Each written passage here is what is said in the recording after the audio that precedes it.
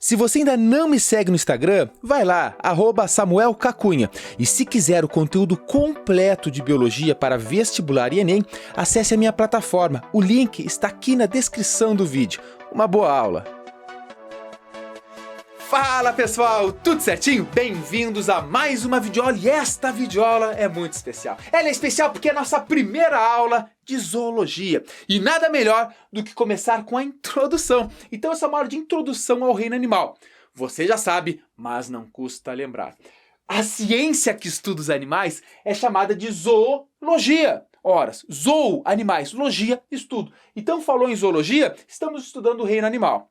Nessa aula de introdução, nós vamos falar das características, dos grupos, de classificações, de tudo que é importante você saber para quando você for estudar separadamente cada um desses grupos, você, matar de boas. Então, vamos lá. Primeiro, gente, uma das características que marca o reino animal é a grande diversidade. Pessoal, existem muitas espécies de animais descritas, principalmente dos insetos que estão dentro de artrópodes. Pessoal, sabe os cascudinhos? Estão na ordem Coleóptera.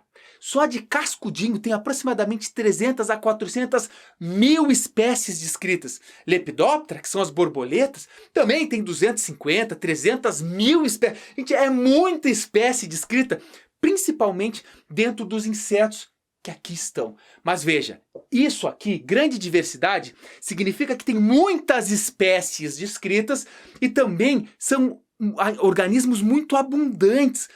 Basta você se lembrar, quando você vai tentar dormir de repente numa cidade aqui do nosso Brasil, que é quente, chega lá no verão, de noite, tenta dormir sem ventilador. Olha a quantidade de insetos que estão voando ali, ou melhor, chega lá, deixa uma única luz acesa de noite e fica lá olhando no verão. Tu vai ver a quantidade de insetos, e não só abundante, mas a diversidade no sentido de número de espécies, a riqueza. Então vai ser muitas espécies diferentes. Portanto, lembre-se sempre, animais possuem uma grande diversidade, obviamente quando trabalhamos com o reino em si, com todos eles juntos. Beleza? Olha, todos os animais são eucariontes, portanto, a célula dos animais são células eucarióticas. Lembre-se assim, eu sou o animal. Tudo bem. Eucarionte. Macetezinho muito chumbrega, mas vale. Então, todos os animais possuem células eucariontes. Isso você também já sabia. Tranquilo. Outra coisa importante.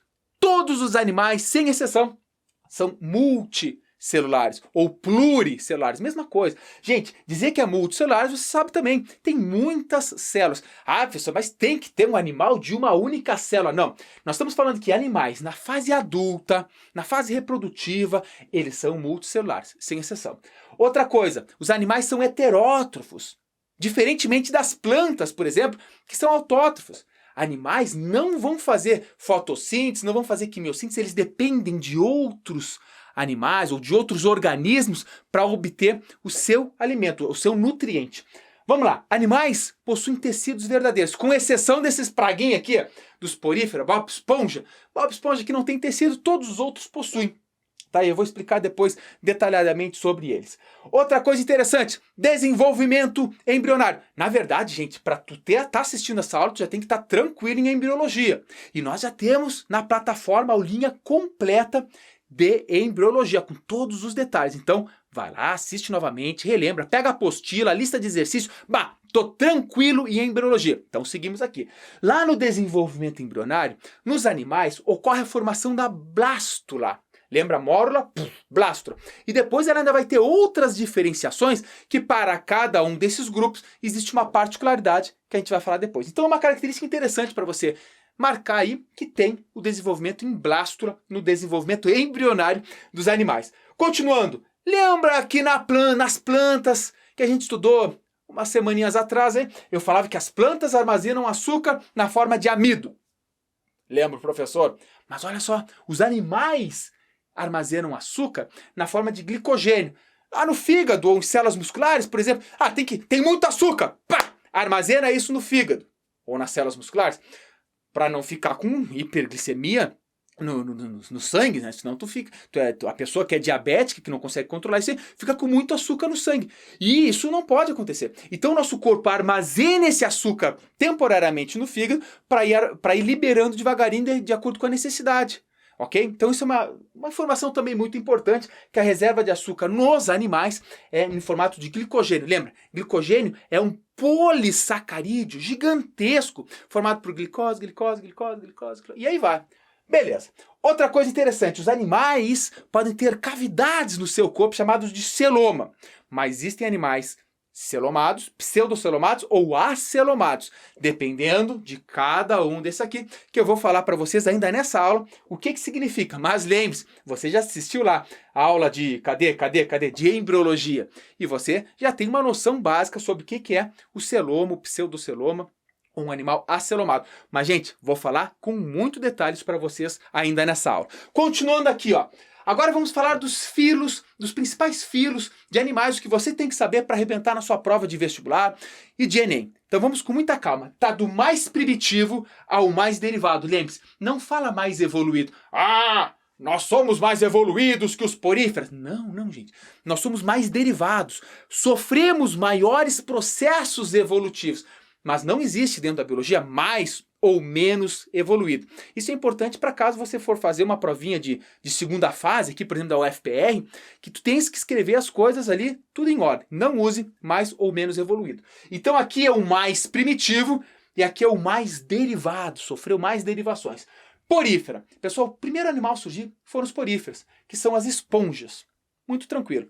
Depois vieram os quinidários, que é a mãe da água ou medusa, são as anêmonas, os corais, que formam aqueles lindos recifes de corais. Tudo está dentro de quinidário. Depois vieram os plateumintos. Os plateumintos, principal exemplo aí, tem a planária, que é o que a gente estuda o formato do corpo, tudo mais. Só que o principal aqui que tu tem que saber, gente, ó, tênia. A tênia que é uma solitária, chamada de solitária, que vive no intestino de uma pessoa que tem e que pode chegar a 6 metros de comprimento. Daí tu imagina, professor, um verme de 6 metros no meu intestino? Pode acontecer, ela é fininha, os plateumintos são fininhos. Então aqui, gente, nesse item 13 e 4, tanto nos plateumintos quanto nos nematódios, são vermes, né, um cilíndrico e outro achatado, que geram doenças que têm importância em saúde pública. Então aqui nós vamos falar das doenças deles, que eles causam e tudo mais. Então falou em plateumento, lembre-se da tênia. Falou em nemateumintos, ou nematoda, ou nemátoda, lembre-se da lombriga. Lombriga já não tem 6 metros, ele tem de 15 a 30 centímetros, é um verme de corpo cilíndrico, né? Um corpo comprido, cilíndrico, com as extremidades achatadas. Que também uma pessoa pode ter até 100 lombrigas dentro do intestino. Elas chegam a se enredar no intestino da pessoa e causam obstrução intestinal. Tudo isso nós vamos falar nas próximas aulas. Isso aqui eu tenho muito gosto, porque com muito orgulho e com muita paixão, eu sou formado no mestrado, eu tenho meu mestrado em parasitologia. Então isso aqui, para mim, é um prazer imenso. Até me aprofundar no YouTube, eu tenho aulas sobre teníase, sobre ascaridíase, muito aprofundado para ensino superior. Mas se você é um aluno curioso, um aluno que está com sangue no olho, pode ir lá assistir minhas aulinhas, que são, inclusive, uma das primeiras aulinhas que eu gravei lá em 2015, mas que estão ainda bombando. Depois tem os moluscos, pessoal.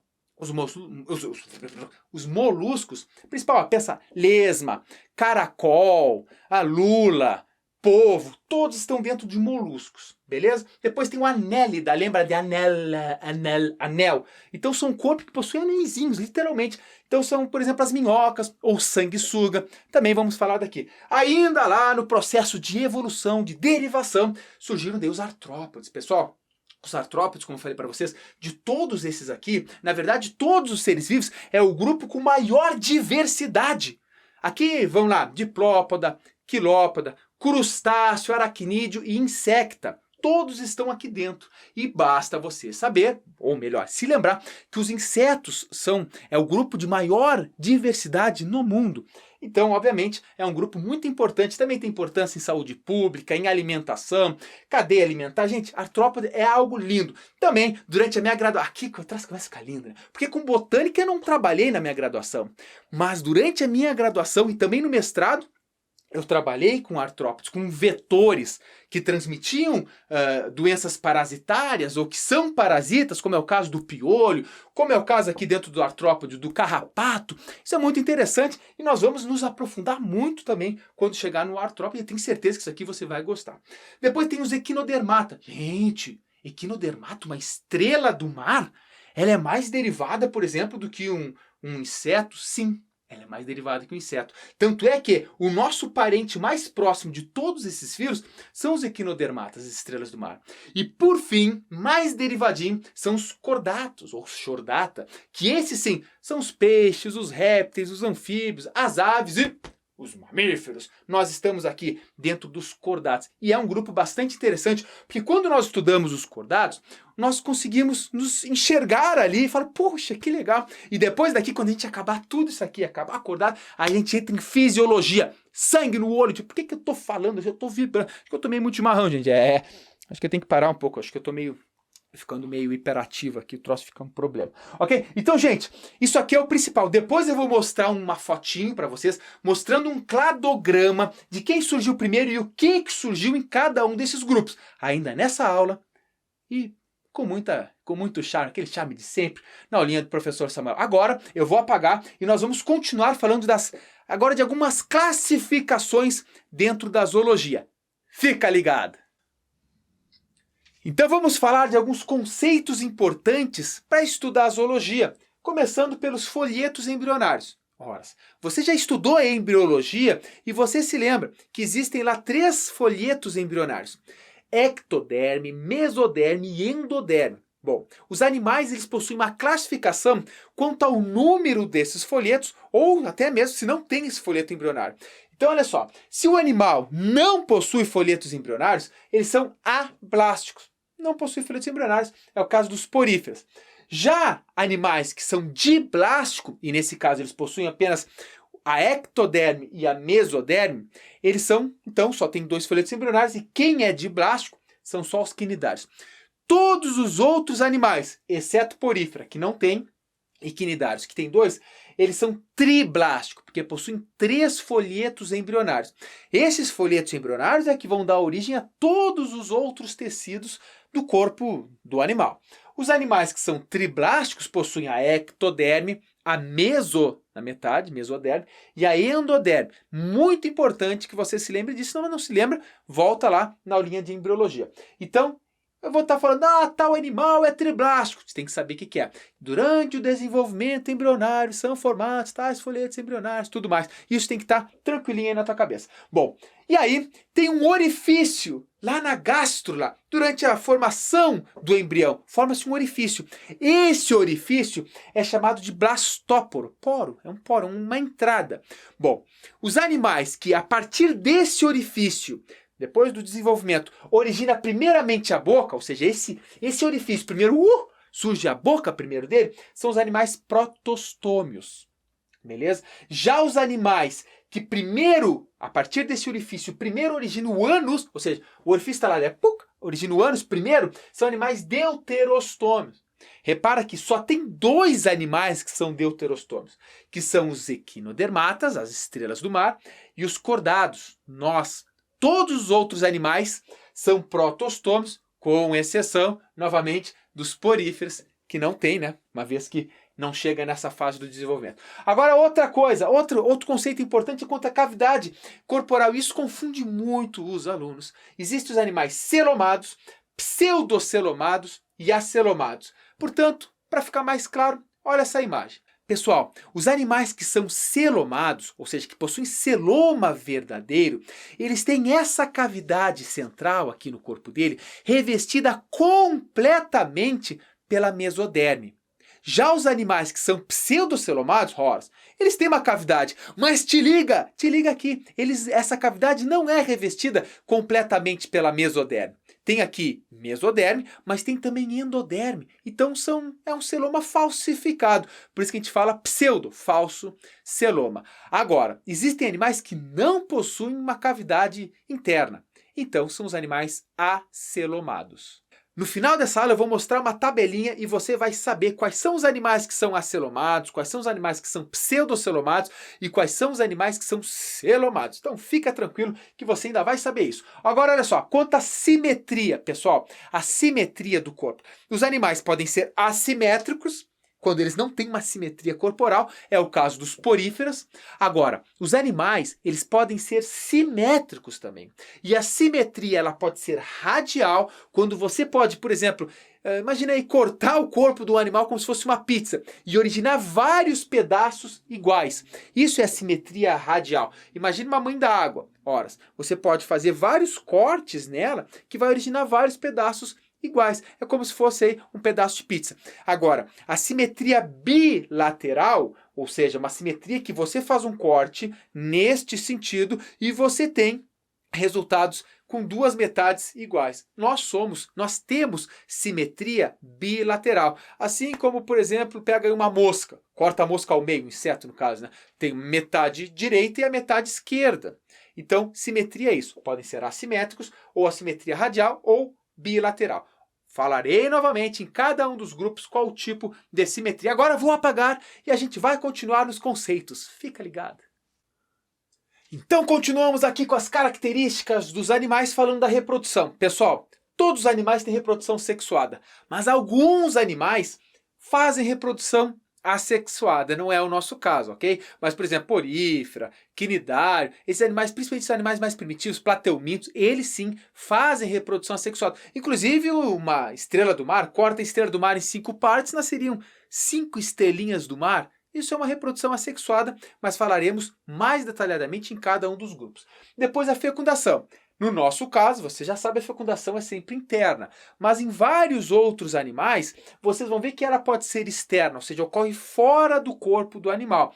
Nesse caso, vai precisar de um meio que tenha água, mas novamente, em cada um dos grupos a gente vai falar disso aqui. Agora, quanto ao sexo dos animais, e não entendo o sexo como o ato sexual, mas o sexo, repara, as espécies, e aqui muita gente se confunde, muitas espécies podem ser chamadas de dioicas. Aí tu fala, dioica? Significa que é hermafrodita. Não, a espécie é dioica, portanto existe o macho e a fêmea, os dois sexos na mesma espécie. Agora, se a espécie é monóica, significa que cada indivíduo é hermafrodita. Lembre-se, por exemplo, tu vai ver uma minhoca. A minhoca ela faz reprodução cruzada, a minhoca é hermafrodita. Então a minhoca é monóica. Beleza, mas volta a dizer, vou parar de falar isso. Para cada um desses aqui a gente vai explorar em cada um dos grupos. Então vamos lá. Cefalização, isso é uma tendência evolutiva nos animais. A cefalização é quando os órgãos dos sentidos tendem a se manter na região anterior do corpo, formando uma espécie de cabeça, no nosso caso, ou em outros animais, uma espécie, não é uma cabeça, mas é uma região cefálica, onde ocorre ali a formação dos órgãos do sentido. Não é a formação, mas a concentração dos principais órgãos do sentido na região cefálica. Depois nós temos a segmentação. Pessoal, em alguns animais, vocês vão ver que eles possuem corpo segmentado, ou seja, várias partes do corpo. Essa segmentação elas podem ser iguais ou semelhantes. Imagina uma minhoca, o anélida. A anélida possui o corpo segmentado. Insetos também, nós também. Mas agora outros animais não possuem. Pega uma planária, não tem corpo segmentado internamente. Mas já ia falar que nós vamos ver isso em cada um dos grupos. Esqueleto, te liga. Pode ser hidrostático, quando é o esqueleto que está, quando é a água que está auxiliando na sustentação. É o caso dos quinidários, você vai ver que a água está lá dentro dele e faz essa, mantém o corpo dele com uma certa forma ali.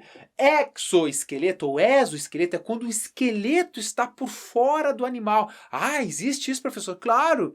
Veja lá os artrópodes, veja, inseto, pessoal. Inseto tem o esqueleto por fora. Aí tu fala, a cigarra de tanto gritar estourou. Não, na verdade não. Ela precisa crescer. Então ela deixa o esqueleto antigo e forma um novo esqueleto. O esqueleto está por fora, ela tem que sair do antigo. Imagina sabe aquelas armaduras medievais?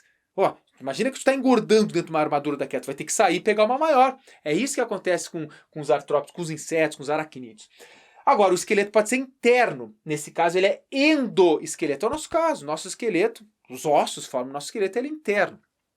Aí tem o sistema digestório. Tem animais com sistema digestório completo quando você tem boca e tem ânus, ou seja, passa por tudo.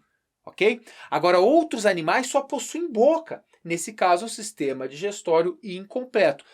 Come e os dejetos, né, o sorete sai pela boca, literalmente. Então ele é incompleto, não tem um fim, né? A entrada é a mesma saída. Aí tem o sistema circulatório. Olha que falha. Mas quem sabe faz ao vivo, você sabe que a gente faz ao vivo. Um ao vivo chulebrento, às vezes, mas faz. Ó. Beleza. Quanto ao sistema circulatório, pode estar ausente, nesse caso as trocas é feita por difusão. Imagina aí uma solitária vivendo dentro de ti, um plateuminto. Também o sistema pode ser aberto, imagina um inseto.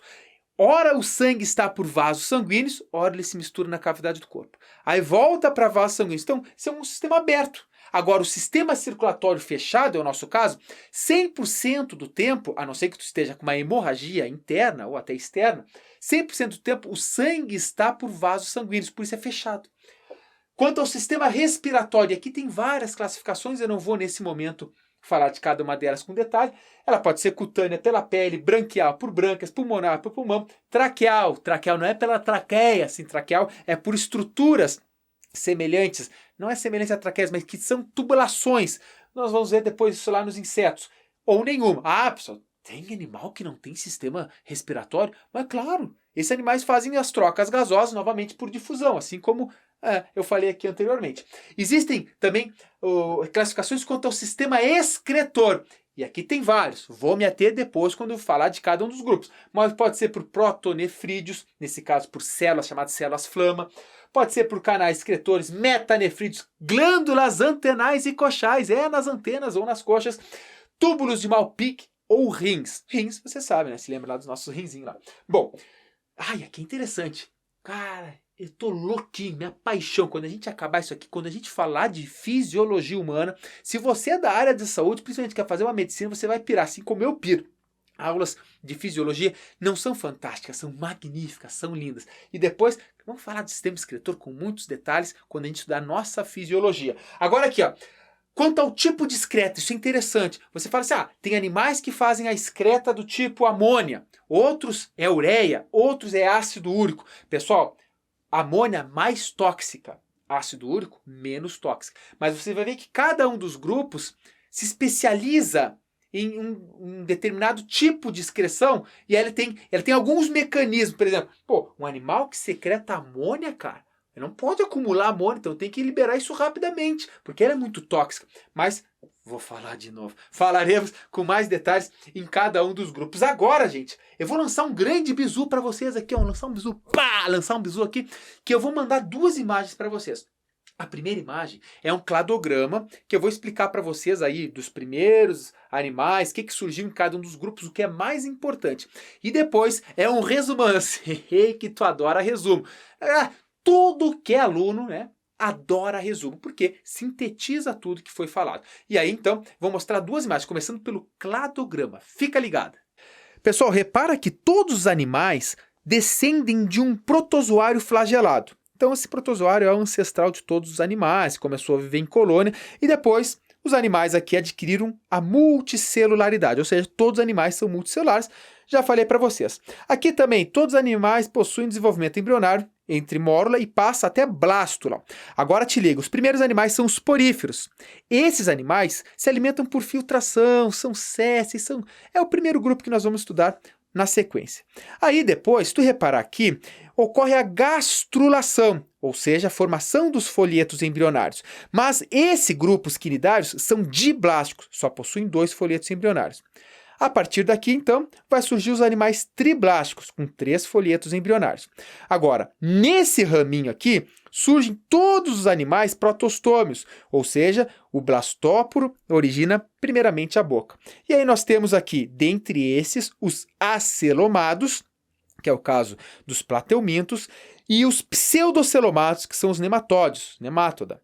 Depois nós temos os celomados, que são os moluscos, e dentro dos celomatos, um outro ramo, que são os animais que sofreram metameria, que é a segmentação no corpo, os anélidas e os artrópodes. Ainda os artrópodes possuem um exoesqueleto formado por quitina. Agora voltando para cá, surgiu também, a partir dessa ramificação, os animais que são celomados e deuterostômios. Veja, pessoal, nós somos parentes mais próximos dos equinodermatas do que, por exemplo, dos moluscos. Pega a gente, um polvo tem uma baita cabeça aí, parece com nós, mas não, são mais distantes dos equinodermatas. Aqui nesse caso, pessoal, as estrelas do mar, os equinodermatas, possuem um tipo de simetria chamada simetria radial secundária. Já continuando aqui, na metameria, que nós desenvolvemos essa segmentação, a metameria, na verdade, os cordados, nós acabamos por desenvolver a notocorda. E óbvio, quando a gente estudar os cordados, nós vamos falar de outras particularidades dos cordados. Mas a gente surgiu a notocorda e formaram-se todos os cordados, entre eles nós. Então, aqui os cordados são os mais derivados, né? Não está certo falar mais evoluídos, e sim mais derivados. E aqui os poríferos são os mais primitivos, os primeiros animais a surgirem. Feito. Lembrando, pessoal, que isso aí é um cladograma, você vai entender qual que surgiu primeiro, depois... Só que, claro, gente, isso aqui é um resumo, essa aula é introdução, é para você entender daquele... E tu, meu Deus, entendi, beleza, tá, agora vamos nos aprofundar. Mas vou deixar para ti, já tinha falado, um resumo bisurado das principais... Então vai ter aqui assim, ó, tem o grupo, filo, e aí do ladinho tem as características. Deixo ele uns segundinhos para você, você pode dar um pause, pode tirar um print, pode imprimir, pode copiar na tua folhinha bisurada do caderno e assim vai facilitar muito a sua vida. Então fica ligado nessa imagem durante alguns segundos, olha aí.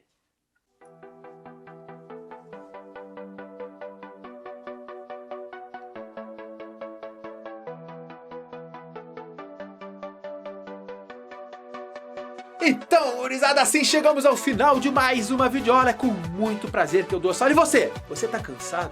Não fica cansado, gurizada, não cansa. Vamos lá, vamos vibrar, porque o vestibular tá aí, o Enem tá aí, o teu sonho está aqui e está aqui. Você tem que controlar o sentimento e controlar o raciocínio. Você tem que ter essa luta constante entre a emoção e a razão. Junte elas e faça isso andar a seu favor. Você pode, você consegue, eu estou torcendo por você. A sua conquista será a minha felicidade no final do ano. Um grande abraço e até o próximo vídeo.